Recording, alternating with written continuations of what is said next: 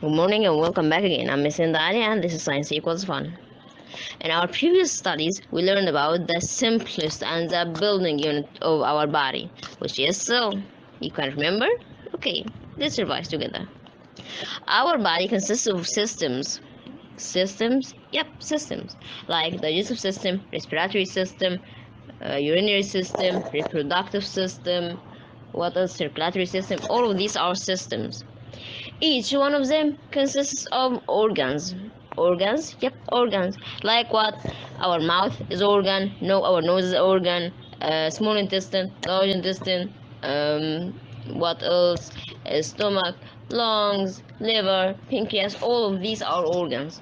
So each system consists of organs. Like the digestive system consists of mouth, esophagus. What else? Stomach, small intestine, and large intestine. All of these are organs inside one system, which is the digestive system.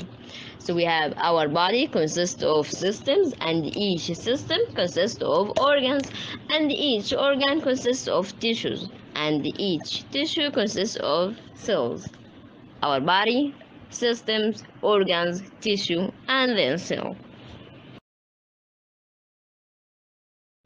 So the cell is the building unit of our body. Okay. The image on the right represents how the cell looks like.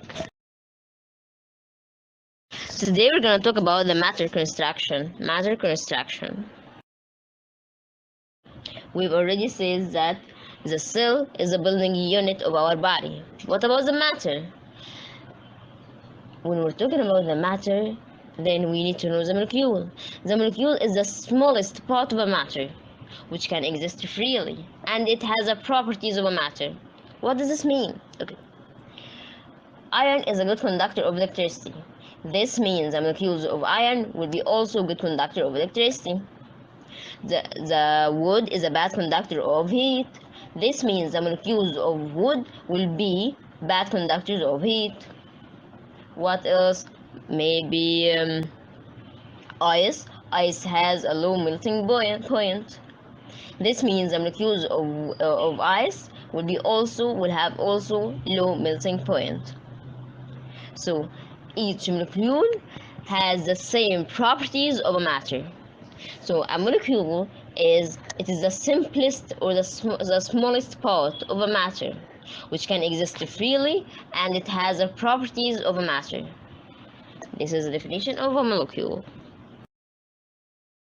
Now let's talk a little about the properties of molecules of matter. The properties of molecules of matter.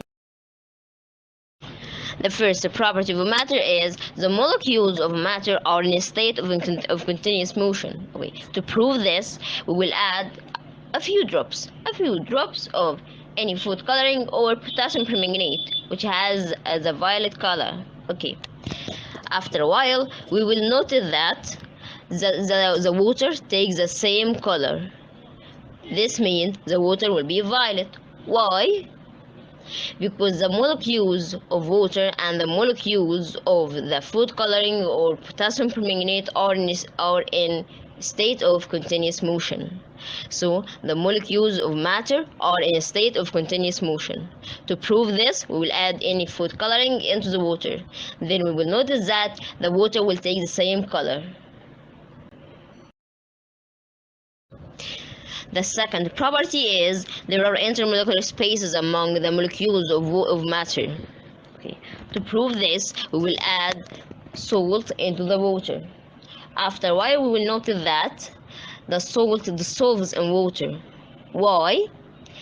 Because the molecules of salt take or spread in the intermolecular spaces among the molecules of water. So, there are intermolecular spaces among the molecules of matter.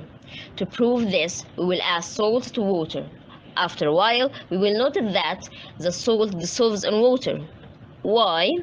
Because the molecules of salt spread in the intermolecular spaces among water molecules. Now let's know the definition of intermolecular spaces. What is the meaning of intermolecular spaces? They are spaces. Intermolecular spaces are spaces. Logic. They are spaces that are found where?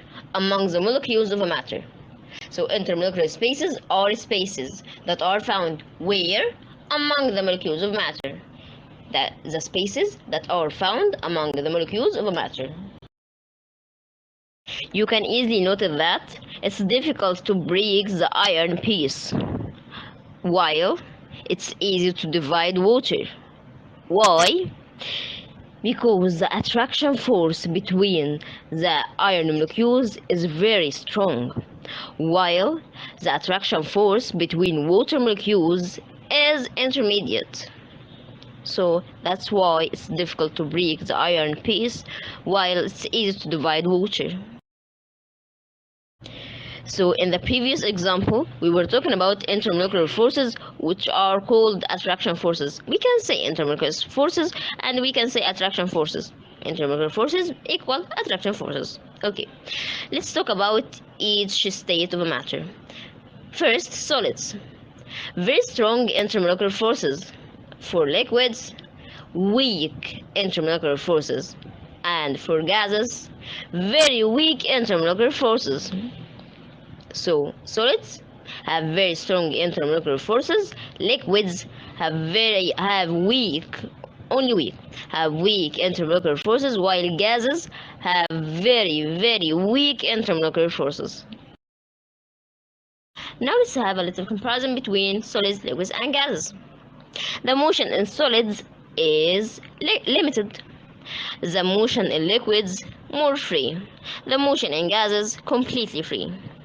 The intermolecular spaces among solids very small.